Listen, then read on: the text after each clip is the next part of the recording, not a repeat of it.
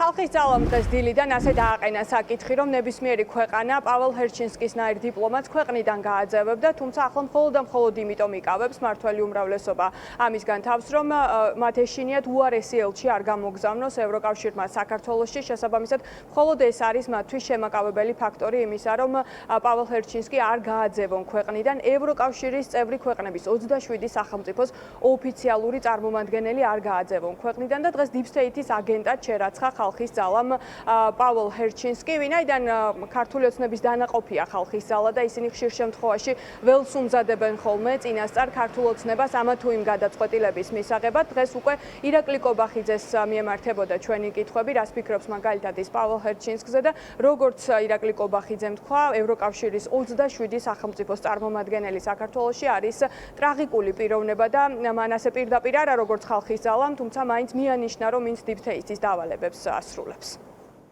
ჩემი პოზიცია შემიძლია გითხრათ ბატონ ჰერჩინსკისთან დაკავშირებით, ეს არის ტრაგიკული პიროვნება, შემიძლია გითხრათ, მას არ აძლევენ ელჩად მუშაობის საშუალებას. ეს არის ჩემი ძალიან მკაფიო შეფასება, ის აიძულეს ჩარეულიყო დემოკრატიულ არჩევნებში საქართველოში, როდესაც პირდაპირ გამოხატა საკუთარი პოზიცია საზოგადოების წინაშე. საზოგადოებას მოუწოდებდა გამოსულიყვნენ საარჩევნო უბნებზე და ხმა მიეცათ მოქმედი ხელისუფლების წინააღმდეგ. გაძევებაზე არის საკითხი, ასე დგას ახლა ქართულ ოცნებაში ელჩის გაძევებაზე.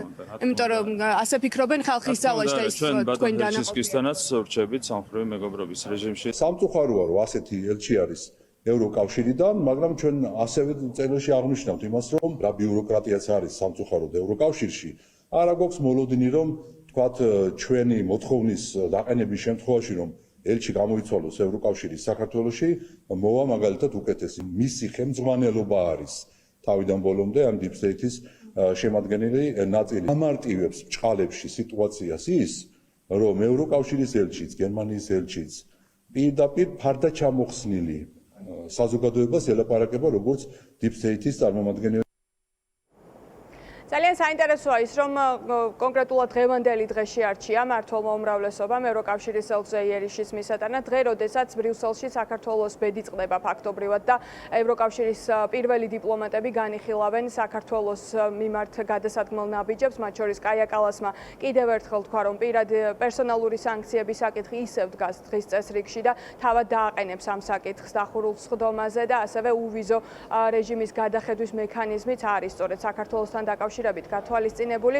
ჩვენ მოგვეცა საშუალება ირაკლი კობახიძისთვის და მაკა ბოჭორიშვილისთვის დაგვესვა კითხვები, რას აკეთებს მაგალითად ქართული ოცნება იმისთვის, რომ ეს ასე არ მოხდეს და ქართულ ხალხს არ შეუჩერდეს უვიზო მიმოსვლა, თუმცა კონკრეტული პასუხები ამ შემთხვევაში ვერ მივიღეთ.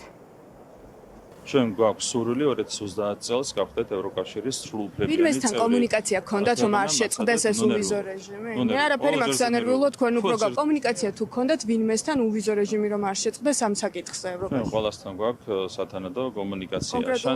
შანტაჟი უნდა დასრულდეს, ეს არის ჩვენი მოწოდება ყველას მიმართ. ეხლა რასაც ვამბობ, ესეც კომუნიკაცია. იღებთ თუ არა პასუხისგებლობას, რომ თქვენი პოლიტიკის გამო შესაძლოა უვიზო რეჟიმი შეუჩერდეს ქვეყანას? არანაირად. ანუ სწორედ თქვენ პოლიტიკაზე საუბრობენ ევროპელი პარტნიორები. ბიძინა ივანიშვილის წარმომადგენელი ირაკლი კობახიძე დღეს ისევ იმეორებდა პროპაგანდისტულად, რომ ქართული ოცნების მიზანია 2030 წელს საქართველო გახდეს ევროკავშირის წევრი, თუმცა რას აკეთებს ამისთვის ქართული ოცნება დღეს აღარ დაუკონკრეტებია ირაკლი კობახიძეს და ჩვენ პარტნიორებს შანტაჟში ადანაშაულებდა.